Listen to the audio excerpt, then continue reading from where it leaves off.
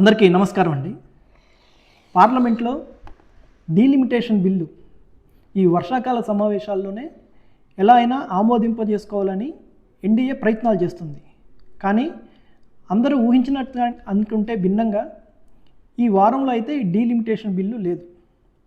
దీనికి సంబంధించి ఎజెండాలో లేని డీలిమిటేషన్ బిల్లు సోమవారం ఉదయం స్పీకర్ ఓం బిర్లా అధ్యక్షతన లోక్సభ సభా వ్యవహారాల కమిటీ చైర్మన్ రాధాకృష్ణన్ అధ్యక్షతన రాజ్యసభ సభా వ్యవహారాల కమిటీ సమావేశమయ్యాయి.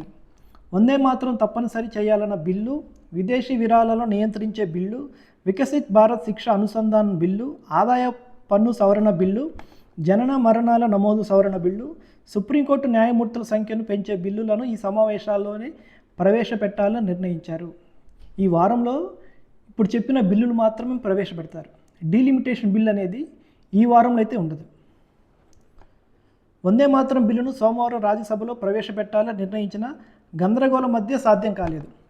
మంగళవారం ఈ బిల్లును ప్రవేశపెట్టే అవకాశాలున్నాయి. సుప్రీంకోర్టు జడ్జీల బిల్లును లోక్సభలో ప్రవేశపెట్టారు. డీలిమిటేషన్ మహిళా రిజర్వేషన్ బిల్లును ఈ వారం ఎజెండాలో చేర్చలేదని స్పష్టమవుతుంది. పరిస్థితులు చక్కబడ్డాక వచ్చే వారం ఈ బిల్లులను ప్రవేశపెట్టే అవకాశాలున్నాయి.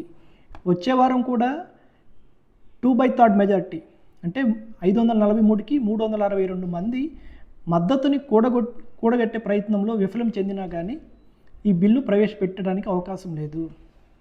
362 మంది మద్దతు ఎన్డీఏకి ఉంటేనే ఈసారి బిల్లు ప్రవేశపెడతారు.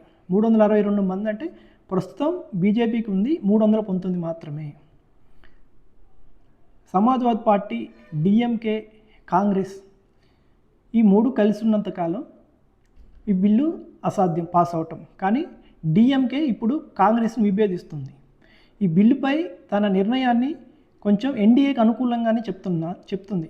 కానీ బిల్లు పెట్టిన తర్వాత బిల్లు అధ్యయనం చేసి తమిళనాడు ప్రయోజనాలకి మంచిగా ఉంటే ఖచ్చితంగా బిల్లుకు మద్దతు ఇస్తామని చెప్తుంది.